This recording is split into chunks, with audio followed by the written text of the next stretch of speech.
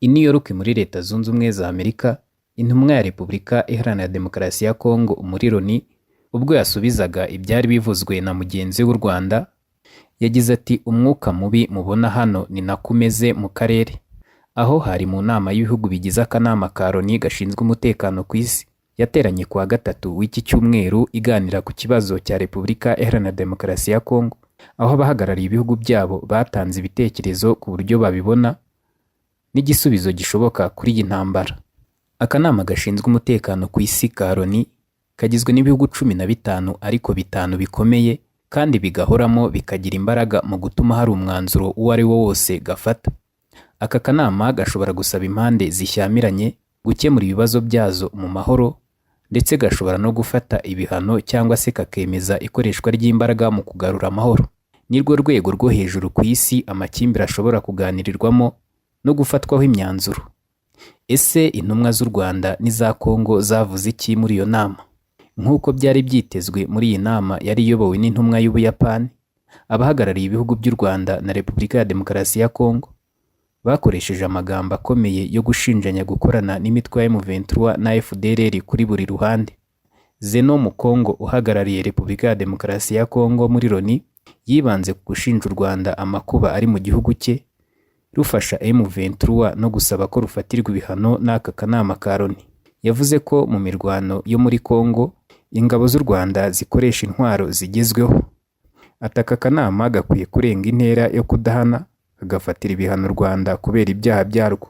Iyi ntumwa ya Kongo Kinshasa muri Loni yavuze ko igihugu cye cyifuza gukemura ibibazo no kugera ku mahoro arambye biciye mu nzira za diplomasi, ariko ko ingabo z'u Rwanda na M23 bigomba kuva muri Kongo nta mananiza. Yasabye ko kanama ka Loni gutegeka M23 gushyira intwaro hasi. Mu Kongo kandi yashimye ko ingabo za SADC zoherejwe muri Kongo, abyita ibisubizo bya Afurika ku bibazo bya Afurika. Anasaba aka kanama ko izo ngabo za SADC zahabwa inkunga ifatika.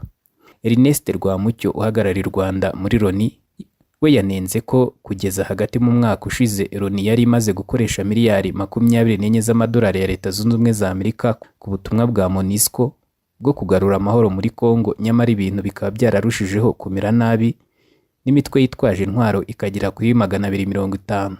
Rwamucyo yavuze ko imvugo z'urwango no gushaka kumaraho abatutsi b'abanyekongo byafashe indi ntera umuryango mpuzamahanga urebera. Ati umuryango mpuzamahanga ntugomba kurebera jenoside iri gututumba ku batutsi bo muri Kongo. Yavuze ko ibi bikomeza gutuma abantu ibihumbi amagana bahungira mu bihugu bituranye birimo n'u Rwanda. Ati umuhate wose uzirengagiza kurengera uburenganzira bw'abatutsi b'abanyekongo n'abandi bavuga ikinyarwanda bo muri Kongo ntabwo uzagera ku musaruro urambye. Rwamucyo yashinje ingabo za Kongo Kinshasa FARDC gufatanya mu mirwano n'umutwe wa FDLR urwanya u Rwanda, akavuga ko bigomba guhagarara kandi FDLR ikamburwa intwaro igacyurwa mu Rwanda.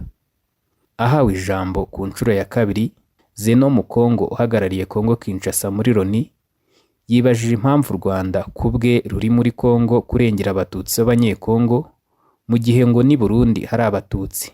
Ati ibyo muri Kongo ni ikibazo cy'imbere mu gihugu ni mugumi wanyu. Mu Kongo yongeraho ko umutwe wa FDLR uvugwamo n'u Rwanda ari umukino u Rwanda rukina. Ese intumwa z'ibindi bihugu zo zavuze iki muri iyo nama?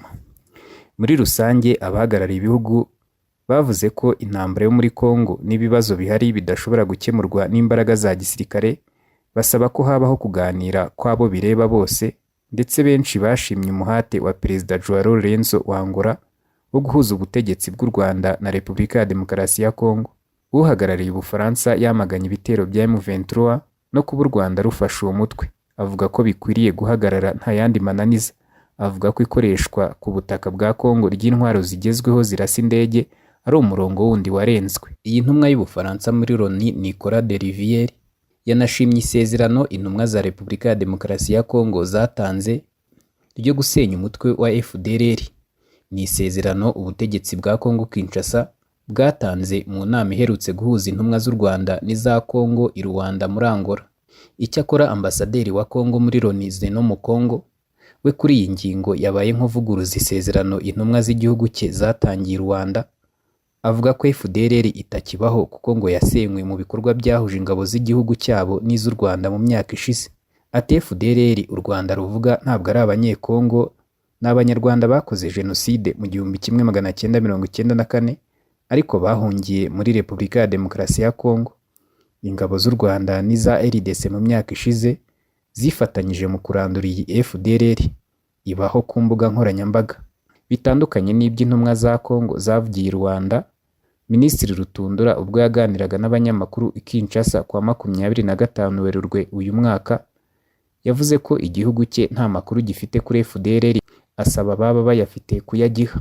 Abarebera ibintu ahirengeye bakagaragaza ko izi mvugo z'intumwa ya Kongo muri Loni n'iza Minisitiri w'Ububanyi n'Amahanga Rutundura bigaragaza kwivuguruza kwa leta ya Kongo Kinshasa ku isezerano yari yatanze ryo gusenya FDLR.